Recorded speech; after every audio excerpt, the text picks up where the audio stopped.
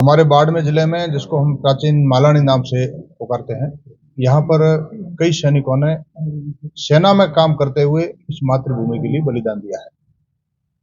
उनके लिए शिक्षा, स्वास्थ्य, सम्मान, इन सब बातों के लिए एक मालानी के सूरमा नाम से काम प्रारंभ करेंगे। एक टीम पूरा काम करेगी, जिसमें आपको मीडिया का भी पूर्ण सहयोग रहेगा, जनप्रतिनिधियों का, स्थानीय गांव के लोगों का, सरकार का, प्रशासन का, सब प्रकार से सहयोग रहेगा। यानी बाड़मेर जिले में मालानी की धरा में रहने वाले वीर सपूतों ने, सैनिकों ने सीमा पर और देश के लिए काम करते करते जिनका बलिदान हो गया, उन परिवारों के लिए जिनको आर्थिक संबल की आवश्यकता है,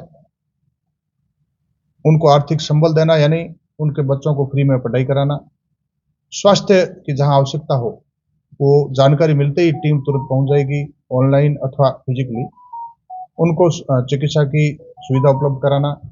और जहां तक सैनिक के सम्मान की बात है, गांव में जहां जहां सार्वजनिक स्थान, चाहे मार्ग अथवा स्कूल, जहां सैनिक के नाम है वहां ठीक, जहां नहीं है वहां उस सैनिक का नामकरण करवाना, चाहे स्कूल अथवा सड़क का।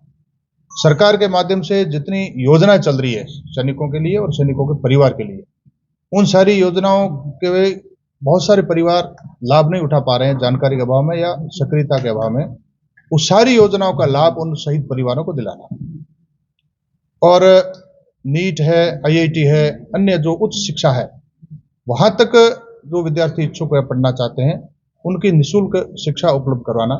बड़े संस्थानों में अथवा कोचिंग क्लासों में, चाहे वो RAS है, IAS है, IPS है, समस्त प्रकार की उच्च शिक्षा और कोचिंग ये सब उपलब्ध करवाना। ऐसे एक मालानी के सूरमा नाम से एक काम प्रारंभ करेंगे। इसी निमित्त आज प्रेस कॉन्फ्रेंस का आयोजन किया है।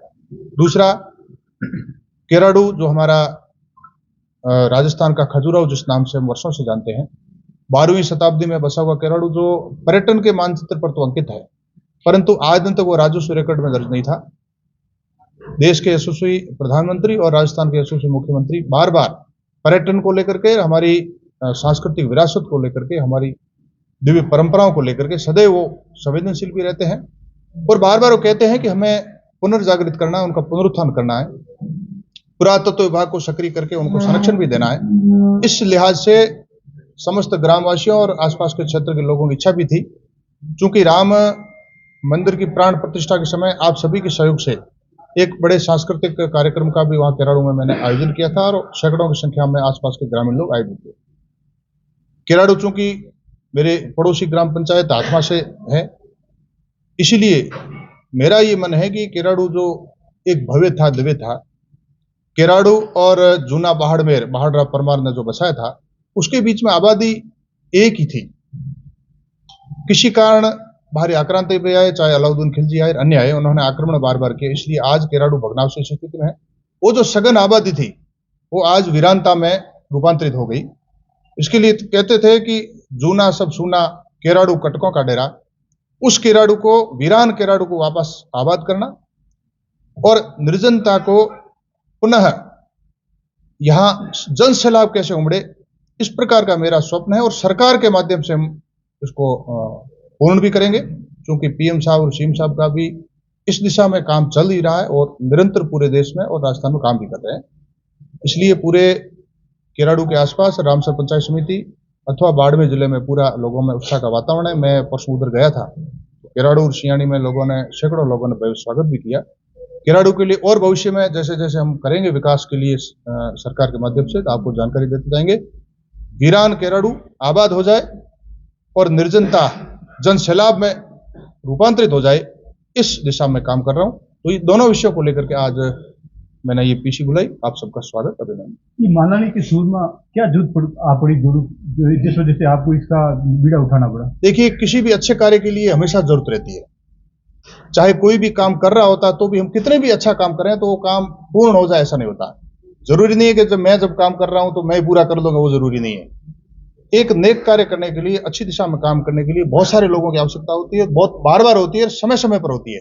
तो निश्चित रूप से मेरे से पहले भी बहुत लोगों ने काम किया होगा या कर रहे होंगे और मुझे भी ऐसे लगा कि यहाँ आवश्यकता है, तो मैं भी काम करने का प्रयास करूंगा, सभी के सहयोग से काम करने का प्रयास करूंगा और भी लोग जुड़े इसके साथ। अच्छा काम है, सब लोग जुड़े।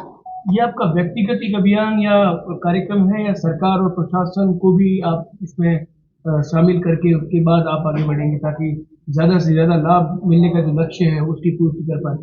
देखिए, काम मैं व्यक्तिगत प्रारंभ कर रहा हूं, लेकिन सहयोग सबका चाहिए, समाज का भी चाहिए, मीडिया का भी चाहिए, सरकार का भी चाहिए, जनप्रतिनिधि का भी चाहिए, एक आम जन का और समाज का सबका सहयोग चाहिए, क्योंकि ये काम ही ऐसा है कि एक स्वाभाविक रूप से सब सहयोग करेंगे, परंतु एक पहल करने की आवश्यकता है। इसलिए मालाडी की शूरमा क्या है दरअसल? इसमें किन परिवारों को चिन्हित किया जाएगा या किन परिवारों तक पहुंचने का प्रयास किया जाएगा? क्या वो सिर्फ सैनिक है वही होंगे, या जो दूसरे अर्धसैनिक बल या पुलिस या उन लोगों को भी इसमें जोड़ा जाएगा? सेना में रहते हुए जिनका बलिदान हुआ है, उनको मालानी सुरमा नाम से संबोधित करते हुए उन परिवारों को काम करेंगे। आपने जैसा जूना केराडू को बताया कि भाई हम जो नक्शे में नहीं था, पर लेकिन अब जैसे थार महोत्सव की डेट भी फाइनल हो गई है, पर जूना केराडू के अंदर थार महोत्सव का कार्यक्रम भी नहीं है। हर बार तो होता है, छोटा मोटा कार्यक्रम होता है, पर इस बार तो नाम तक नहीं है। देखिए, कार्यक्रम जब ये प्रशासन ने आयोजित किया, हो सकता है कि मुझे जानकारी नहीं या मैंने अग्रेसिव होकर के प्रयास नहीं किया हो, इसलिए कोई बात नहीं, यह अगर नहीं होगा तो और भी आगे खूब मौके हैं।